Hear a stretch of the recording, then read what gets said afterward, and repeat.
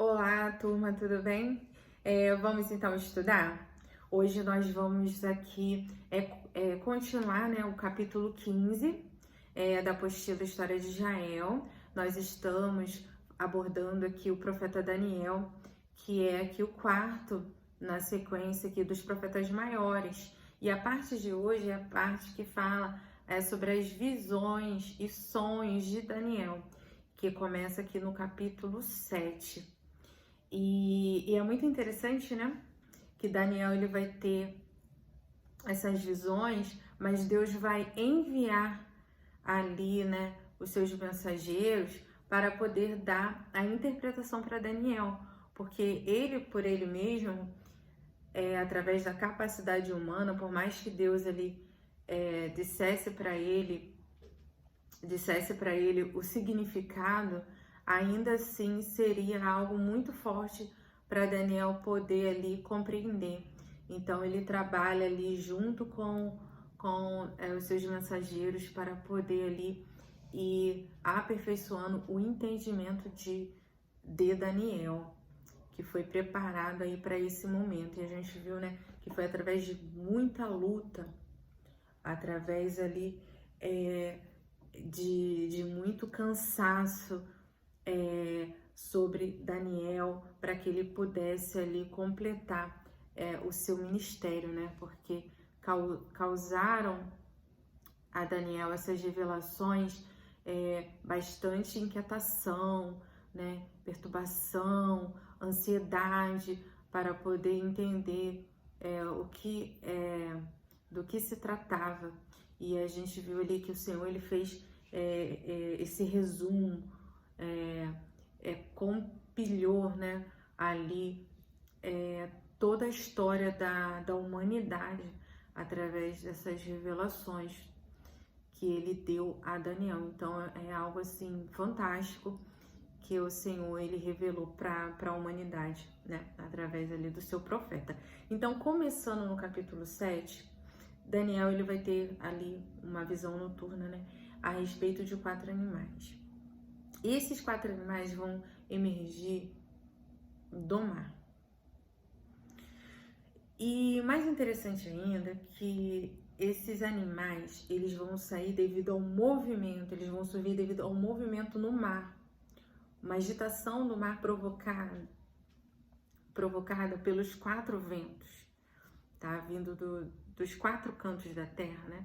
Os pontos cardeais da terra ali vão provocar o surgimento desses animais, que Daniel descreve o primeiro como o leão, o segundo como o urso, o terceiro como o leopardo e o quarto um animal diferente de todos os outros, um animal que ele não conseguiu comparar com nenhum outro que ele conhecia.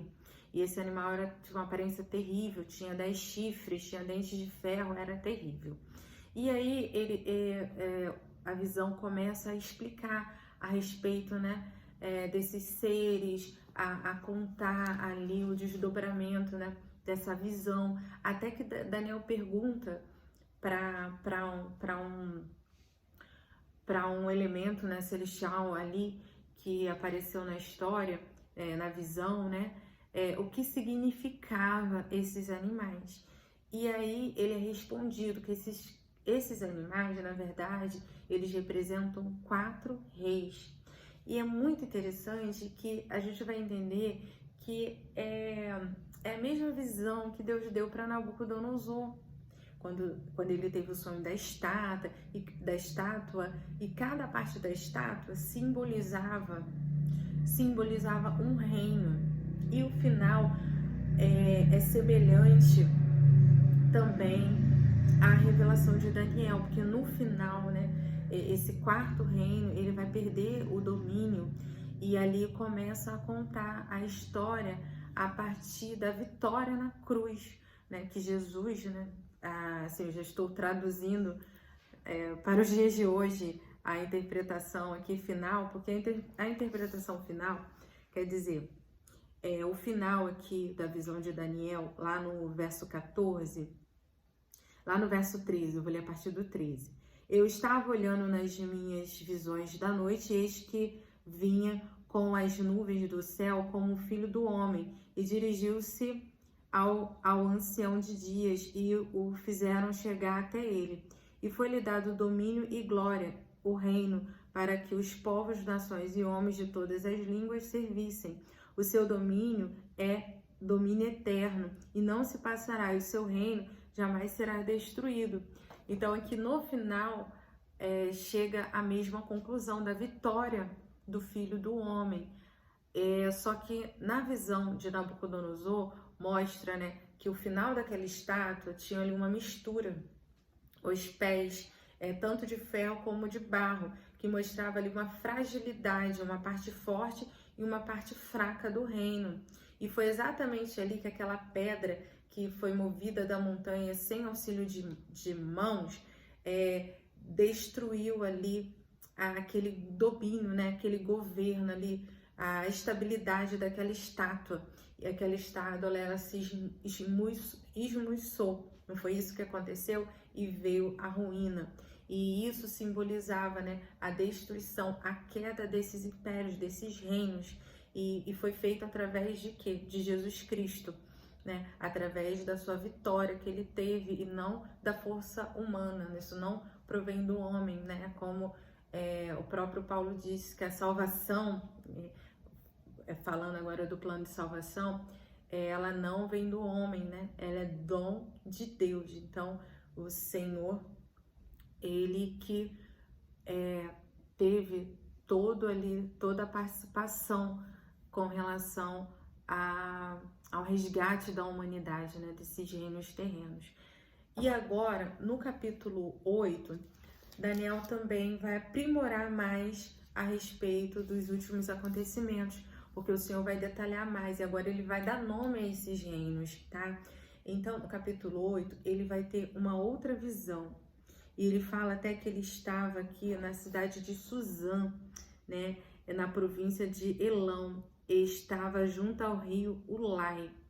E junto a esse rio, ele vai ter uma visão, ele vai ver dois animais também. Um é o carneiro, e ele vai descrever que esse carneiro tinha 2 chifres, e o outro é um bode, e esse bode tinha um chifre que se destacava entre os olhos. E esse bode, ele vai atacar o carneiro e vai arrancar os chifres do carneiro, que simboliza ali força, poder, né? E ele também, né,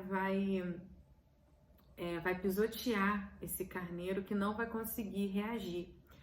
E ele passa a dominar. E aí também Daniel vai receber ali a revelação dessa visão, através do anjo Gabriel, que vai ser enviado a ele. E aí ele vai falar que, no caso, o carneiro e o bode, eles também representam reis. No caso aqui, o carneiro representa os reis medos, os reis da Média, e também os reis da Pérsia, né? O Império Medo-Persa. E agora o bode representa o Império da Grécia, tá? O Império Grego, que vai ali dominar durante um período. E fala que esse grande chifre que a gente viu aqui no texto seria o primeiro rei desse império. Esse império vai ser dividido depois em várias partes, até a gente chegar aqui no 4º reino, tá? Então, assim, é muito interessante que agora a gente já tá vendo aqui cada vez mais as visões sendo esclarecidas. No próximo vídeo, nós vamos falar da 3ª visão de Daniel e da conclusão aqui do final dos tempos, que vai ser revelado aqui até o capítulo 12, tá? Então, eu espero vocês no próximo vídeo.